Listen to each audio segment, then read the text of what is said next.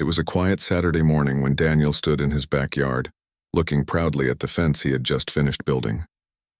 The smell of fresh wood filled the air, and the sun was shining through the trees, giving the yard a warm, peaceful glow. The fence wasn't anything fancy, just a clean, strong wooden one that stood a bit taller than most. It gave him the privacy he wanted and made his backyard feel like his own little world. Daniel wasn't the type to cause trouble. He worked hard, kept to himself, and always tried to be a good neighbor. He waved when people passed by, helped shovel driveways in winter, and even mowed the lawn for the elderly couple next door when they couldn't. Building that fence wasn't about showing off or breaking any rules. He just wanted a bit of peace after years of small annoyances, like the neighbor behind him who always seemed to peek over the old, low fence when Daniel was outside. When the new fence went up, it felt like freedom. For the first time in years, he could sit on his porch, drink his morning coffee, and not feel watched. He thought that was the end of it. But a few weeks later, when he came home from work, something bright caught his eye. A large orange notice was taped to the front of his fence. He pulled it off and read the words carefully. Violation notice. Fence height exceeds HOA regulations. Daniel frowned, reading it twice to make sure he wasn't misunderstanding. The Homeowners Association, the HOA, had rules for everything, but this seemed ridiculous. He'd seen other fences on the street just as tall, maybe even taller. His wasn't hurting anyone. He sighed, folded the paper, and decided to attend the next HOA meeting to sort it out. The meeting was held in a small building near the neighborhood entrance. The room smelled like old coffee and dust.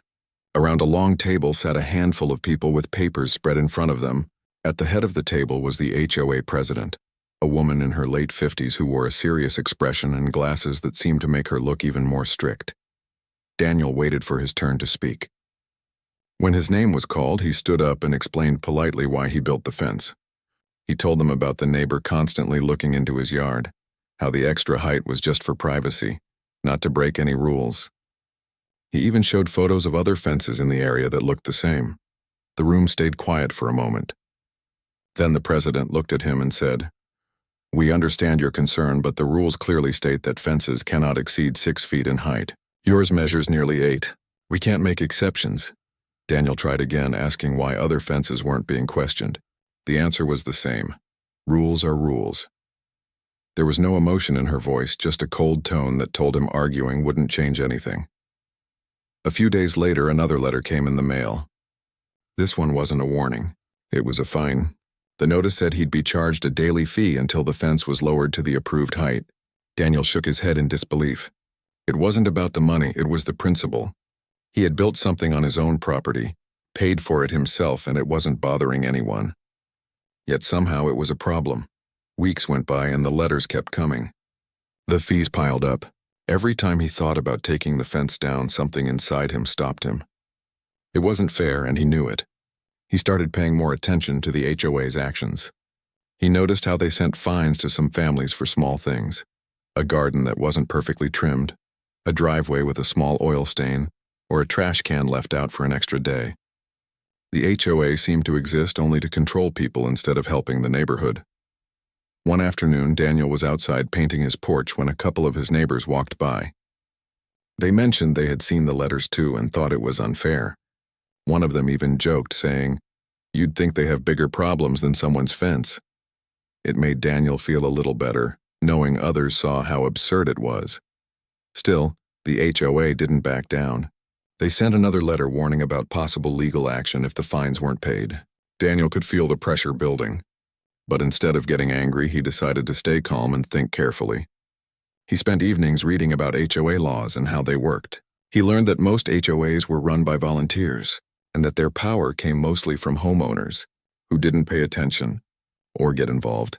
He also discovered something interesting, that every homeowner had the right to attend meetings, vote, and even run for board positions. Most people didn't because they were busy with their own lives. But Daniel wasn't just anyone now. He had a reason to care. The next few weeks, he started attending more meetings, just sitting quietly in the back and listening. He watched how the board made decisions, who voted for what, and how few residents actually showed up. He noticed that the same small group of people were running everything, often without real input from the rest of the community.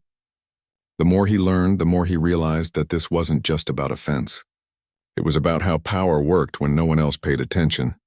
At night, Daniel would sit by his window looking out at his fence. It stood tall and strong, a reminder of what he believed in, standing up for what was right even when it wasn't easy.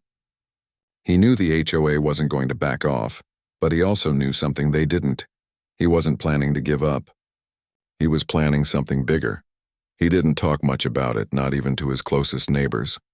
But behind that calm smile, Daniel was studying, preparing, and slowly finding out everything he could about the organization that thought they could push him around. What started as a simple argument over a fence was turning into something much larger, something that would change the whole neighborhood forever. As he walked back inside one evening, the sun setting behind the tall fence cast long shadows across his yard. For the first time, he didn't just see a fence. He saw a line between being silent and standing up. And Daniel knew exactly which side he was on. Daniel woke up one morning to find another envelope from the HOA in his mailbox. He didn't even need to open it to know what it was about. The thick white paper with the printed logo had become a regular sight. He sighed, made himself a cup of coffee, and sat down at the kitchen table. He opened it slowly. As expected, it was another fine, this time larger than before. They were now demanding payment for the previous fees along with a warning of possible legal steps. It was almost laughable at this point. His wife told him to just lower the fence and move on. But Daniel couldn't. It wasn't about the fence anymore. It was about the way they treated people, like they owned the whole neighborhood. He remembered the way the HOA president had spoken to him, as if he were a child who needed to be scolded. That tone stuck with him. Later that week, Daniel decided to attend another HOA meeting. The room was half empty again, with the same few faces sitting around the table. The president was there, flipping through papers, and two other board members chatted quietly. When the meeting started, the usual topics came up: someone's lawn needing trimming, a car parked in the wrong spot, and then, as always, Daniel's fence. He waited until the end to speak. When it was his turn, he stood and calmly said, "I think the way the HOA handles these issues is unfair. You're not consistent with your rules. Some fences are higher than mine, but no one else is being fined." The president gave him the same cold smile. "Those cases are being reviewed," she said, though Daniel knew that was a lie. She wasn't reviewing anything. After the meeting, he stayed behind for a few minutes. A man named Carl, one of the board members, walked up to him quietly and said, "You're right about the rules not being fair. But most people don't care enough to fight back." He shrugged and walked away before Daniel could say anything else. That short conversation stuck in Daniel's mind. If other people could see the unfairness too, maybe something could actually change. Maybe he wasn't alone in this after all. Over the next few weeks, Daniel began to talk to his neighbors more. Not about gossip or small talk, but about their experiences with the HOA. What he found shocked him. One family had been fined because their front door color wasn't on the approved list. Another was told to replace their mailbox because it didn't match others. People laughed about it, but there was frustration in their voices too. They were tired of being pushed around. Daniel started keeping notes, dates, names, letters, and even photos of other fences and houses. It wasn't because he planned to sue anyone. He just wanted to understand how deep the problem really went. The more he looked, the clearer it became. The HOA wasn't protecting the neighborhood. It was controlling it. One evening, while scrolling through community records online, Daniel stumbled upon something interesting. He found a document showing that the HOA's meeting building, the one where all their gatherings were held, wasn't owned outright by the association. It had been purchased years ago with a loan, and apparently, they had fallen behind on payments and property taxes. The building was set to be listed for auction in a few months if the debt wasn't cleared. Daniel leaned back in his chair, staring at the screen. It felt almost unreal. The same people who had fined him endlessly for his fence couldn't even pay their own bills. He didn't know what to do with that information yet, but it felt important. He decided to keep digging. He learned how HOAs worked, how their funding came from homeowners' fees, how decisions were made, and how anyone in the neighborhood could technically run for a board seat. Most people didn't bother, assuming it didn't matter. That was the mistake the HOA counted on. No one was watching them. The next time Daniel received a letter demanding payment, he didn't get angry. Instead, he smiled. It wasn't the smile of someone giving up. It was the calm, knowing smile of someone who had just realized the game he was playing and how to win it. He attended every meeting after that. He listened carefully, asked polite questions, and acted patient. The board started to notice him but didn't see him as a threat. They probably thought he was finally accepting their authority. But he wasn't. He was learning how they worked, how decisions were made, and where their weak spots were. One night, after another tense meeting, Daniel was approached by a young couple who had just moved into the neighborhood. They told him they admired how he stood up to the board. They had been fined too, for something as silly as leaving a small flower pot on their porch. That conversation led to another and then another. Soon, a small group of neighbors began talking more openly about how tired they were of the HOA's attitude. Daniel didn't want to lead a rebellion. That wasn't who he was. But he also knew that if no one stood up, nothing would change. The fines, the unfair rules, the arrogance, it would just keep going. So he decided to take a quiet but steady approach. He started attending the HOA's elections, learning when the next ones would be held, and which positions were open. In the meantime, he kept a close eye on that building situation. The auction date was getting closer, and it seemed like the HOA had no idea what was coming. Their president still acted as though everything was under control, but the financial records said otherwise. It was almost poetic. The same group that tried to tear him down might soon lose the ground beneath their feet. Every evening, Daniel would walk around his yard, the tall fence behind him glowing in the sunset. To anyone else, it was just a fence, but to him it had become something else entirely. A reminder that standing up for yourself wasn't just about arguing. It was about finding the right way to act. The letters from the HOA still came for a while. He kept them all in a neat folder unopened. Each one was a symbol of how far he had come from being the quiet man who once just wanted privacy. Now he was calm, prepared, and waiting. He knew something big was about to happen, and this time it would be on his terms. When he looked at the HOA building on his drive to work, he didn't see it the same way anymore. It wasn't a place of power, it was an opportunity. He could almost picture it already. The board walking up one day and realizing the man they'd pushed around had become the one holding the keys to their own doors. Daniel didn't know exactly how things would unfold, but deep down he felt something shift. The fight was no longer about offense or fines. It had turned into something much larger, a quiet, steady challenge against the people who thought they could control everyone else. And soon enough, they would find out that they had picked the wrong man to test. As the weeks passed, Daniel's plan began to take shape. He didn't talk much about it, not even to his closest neighbors. He kept things quiet, watching how the HOA operated and waiting for the right moment. The more he learned, the more he realized how careless they had become. The board acted like they owned the neighborhood, but in reality, they didn't even have their own finances in order. That small building they held every meeting in, the one with the old flagpole and peeling paint, was drowning in debt. And soon it would be up for auction. Daniel checked the records again just to be sure. It was all there. Missed tax payments, overdue bills, and public notices that most of the board members probably hadn't even read. He smiled quietly. It wasn't revenge he wanted. It was balance. If they could bully homeowners for minor rule breaks, then maybe it was time they learned what it felt like to be powerless. He started attending meetings even more often, sometimes just sitting silently in the back, listening to every discussion. The president still treated him with that same cold smile, but Daniel no longer reacted. He'd learned that silence often bothered people more than anger, and his silence made her uncomfortable. Outside the meetings, he began forming quiet connections. A few of his neighbors started to trust him more.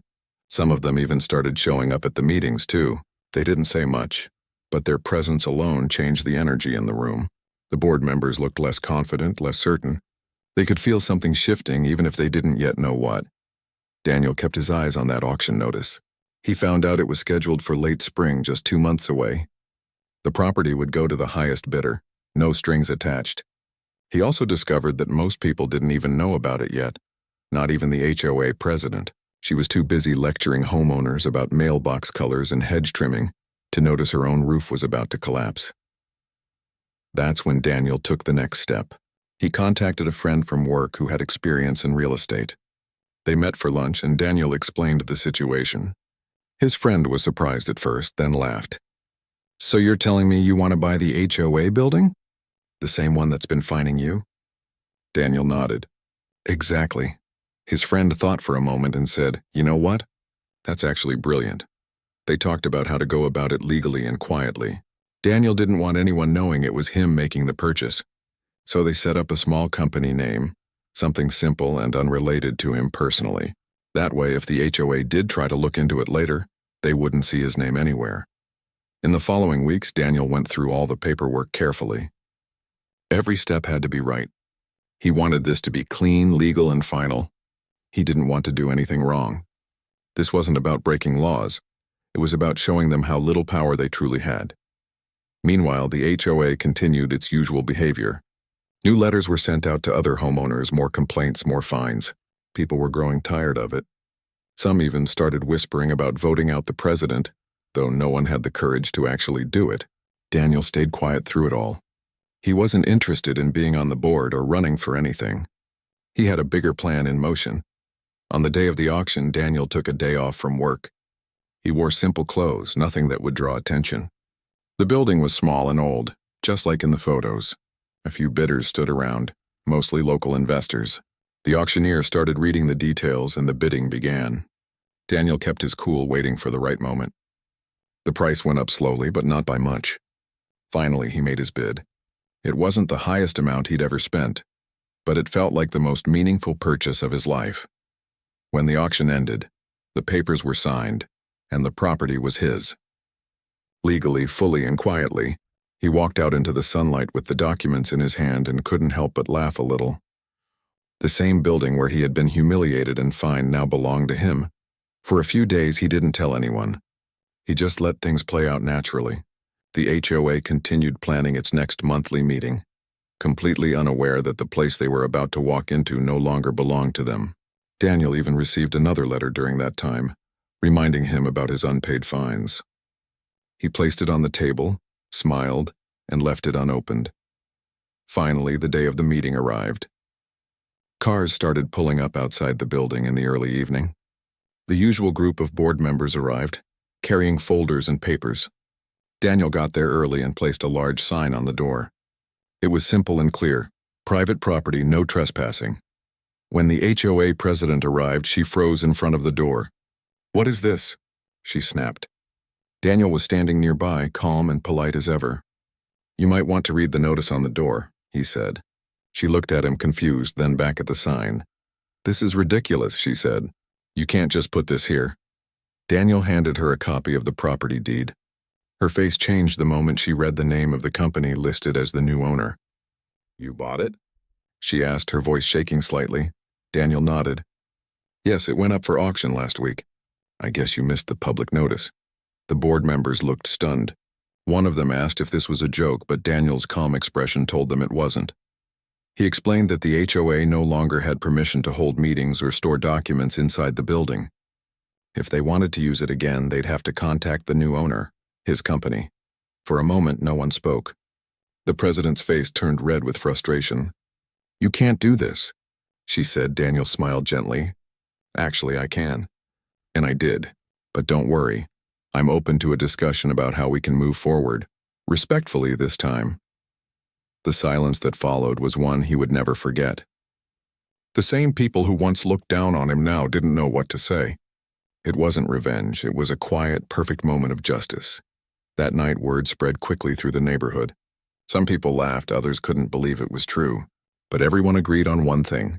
Daniel had done something no one else had dared to do. He had stood up to the HOA and won, not through anger or violence, but with patience and intelligence. As he locked the doors of the building for the first time as its rightful owner, Daniel looked up at the sky and felt a deep sense of peace. The fence in his backyard still stood tall just as he built it, and now no one could tell him otherwise. The power had finally shifted, and it was in the hands of someone who, After that night, the whole neighborhood buzzed with whispers. Some couldn't stop laughing about what Daniel had done, while others were shocked that he had actually managed to pull it off. For the first time in years, people felt like the balance had shifted. The man who once got fined for a simple fence had now become the one who owned the very building where the HOA ruled from. Daniel stayed calm through it all. He didn't brag or show off. When a few neighbors came over to congratulate him, he simply said, it wasn't about getting back at anyone, it was about fairness. And he meant it. He didn't want to humiliate anyone, but he also wasn't going to let them walk over him again. A few days after the news spread, the HOA president showed up at his doorstep. She looked less confident than before. Her voice was softer, but her pride still showed through. We need to talk, she said. Daniel invited her inside. They sat at his kitchen table, the same place where he had once opened all those warning letters. She cleared her throat and said, you made your point, but we still need a place for meetings. The community relies on us. Daniel listened quietly, then replied, you can use the building, but there will be new terms. No more unfair fines. No more targeting people over small things. The HOA should protect homeowners, not punish them. She frowned. You can't just make new rules. He smiled slightly. You're right. But as the building's owner, I can decide who uses it and under what conditions. The room went silent for a long time. She realized she didn't have much of a choice. The power she once used so freely was gone. Finally, she nodded slowly. I'll bring it up with the board, she said, standing up. Daniel walked her to the door. As she left, she looked back once more, as if trying to understand how everything had changed so quickly. Over the next few weeks, the tension in the neighborhood started to fade. People began talking more kindly to each other. The HOA board held emergency meetings at temporary locations, trying to figure out what to do next. Without their building, they struggled to organize properly. Several board members resigned quietly, not wanting to deal with the mess anymore. Then, something unexpected happened. A group of homeowners decided to call for a vote to replace the entire HOA board. Daniel didn't plan it, but his actions had inspired others. They were tired of being treated unfairly and wanted new leadership. When the vote took place, nearly everyone showed up. The old president tried to defend herself, saying she had only been following the rules, but the crowd was done listening. By the end of the night, a new group of board members had been elected. The new board was different. They were regular neighbors, people who actually cared about the community instead of power. The first thing they did was meet with Daniel to discuss using the building again. He agreed, but with one request, that the HOA focus on helping people, not policing them. They agreed immediately. Within days, Daniel signed a simple agreement allowing them to rent the building for meetings at a small fee. But instead of keeping the money, he used it to fix up the place. The walls were repainted, the roof repaired, and the broken flagpole was replaced. It became less of a place for rules and fines, and more of a place for community events. One Saturday morning, Daniel stood outside watching kids play near the building. The laughter and chatter filled the air. For the first time, that building felt like a real part of the neighborhood again. A few of the new board members came over and thanked him. You changed everything, one of them said. Daniel smiled and replied, all I did was stand up for what's right. The rest of you did the real work. As the weeks turned into months, the old bitterness that once filled the neighborhood began to fade away. People started planting flowers in their front yards again. Neighbors who hadn't spoken in years began waving to each other. Even the old president, who had moved out quietly, left behind a note in everyone's mailbox wishing them well. It felt like a new beginning. But Daniel never forgot how it all started. Sometimes when he walked through his backyard in the evenings, he'd stop by his tall fence and rest his hand on it. The wood had aged a bit, but it still stood strong, just like him. That fence wasn't just a barrier anymore. It was a symbol, a reminder that sometimes standing your ground quietly can change everything. He also started organizing small community gatherings at the building. There were barbecues, yard sales, and even movie nights for the kids.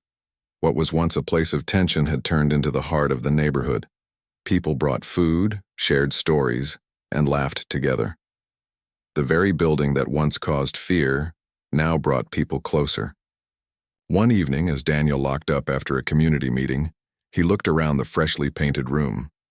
The smell of new paint still lingered, and a banner that read, Neighborhood Night hung across one wall. He smiled to himself. This was exactly what he wanted. Not revenge, not power, but peace. On his way home, he passed by a few neighbors sitting on their porches. They waved and smiled. He waved back, feeling something he hadn't felt in a long time, a deep sense of belonging. The same neighborhood that once turned its back on him was now united again. A few days later, one of the new board members asked Daniel if he'd considered joining the HOA to help guide them. He thought about it but shook his head. "No," he said with a smile.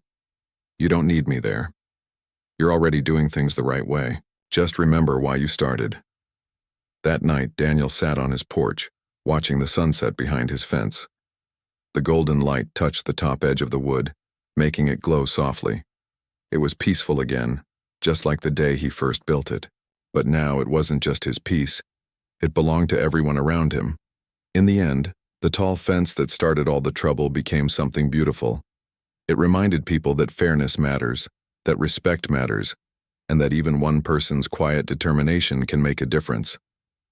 Daniel didn't just win against the HOA, he helped the whole neighborhood rediscover what community truly meant. As the streetlights flickered on and the crickets began to sing, Daniel took a deep breath and smiled. He didn't need anyone's approval. He didn't need to prove anything anymore. His fence stood tall, his conscience was clear, and his neighborhood was finally free of unnecessary rules. That was more victory than he ever expected. And it all started with one simple idea.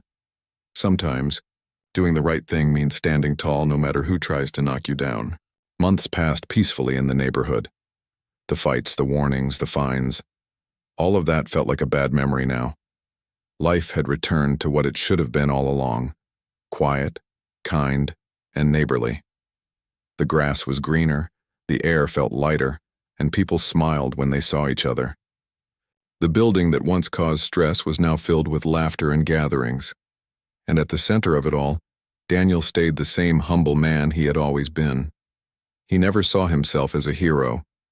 When people thanked him for what he did, he would just laugh and say, "I only bought a building." But everyone knew it was more than that. He had reminded them that one person could stand up to something unfair and do it without anger or revenge. He had shown them that patience, calm, and persistence could do more than shouting ever could. One sunny afternoon, Daniel was painting the side of his house when a young boy from down the street rode up on his bike. The boy stopped and asked, "Mister, is it true you bought the HOA building because they didn't like your fence?" Daniel laughed, setting his brush down. "Something like that," he said. "But I didn't buy it to get back at them. I bought it because I was tired of people being scared to speak up." The boy nodded thoughtfully, as if trying to understand. "My dad says you taught everyone not to mess with good people." Daniel smiled at that. "Tell your dad it's not about fighting," he said gently. "It's about standing up when something isn't right, and doing it the right way." The boy grinned, waved, and rode off down the street, his laughter echoing through the quiet afternoon. As the months went on, Daniel kept making small improvements around the neighborhood. He fixed broken benches, helped plant new trees, and even started a small community garden near the building. Kids came by after school to help water the plants, and elderly neighbors would sit on the benches to talk and share stories from their younger days. The place had turned into a living example of what a true community looked like. One evening, the new HOA board invited Daniel to a special gathering. When he arrived, the building was decorated with lights, and people had brought food from their homes. Tables were filled with dishes, homemade pies, fresh salads, roasted chicken, and more. It felt like a big family dinner. The new president stood up and thanked Daniel publicly for what he had done. "You reminded us what it means to be neighbors," she said. "This building was once a symbol of control, but you helped us turn it into a place of unity."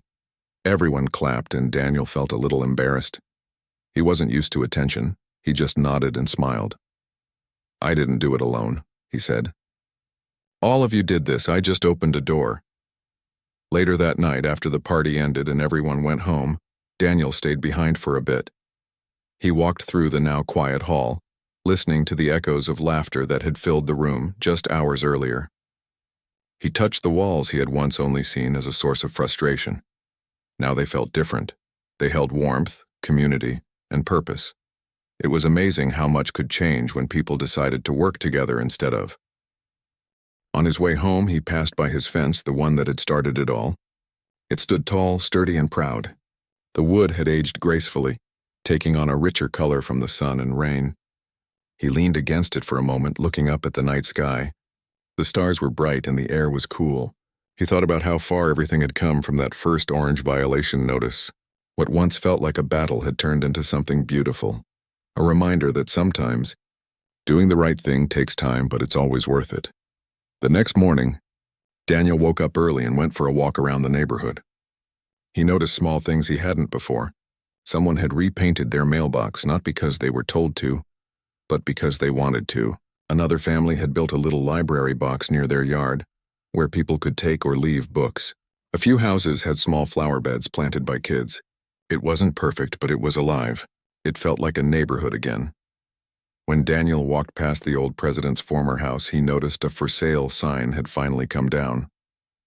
A young couple had moved in and they waved when they saw him. He waved back with a friendly smile. There was no bitterness in his heart. He didn't hold grudges.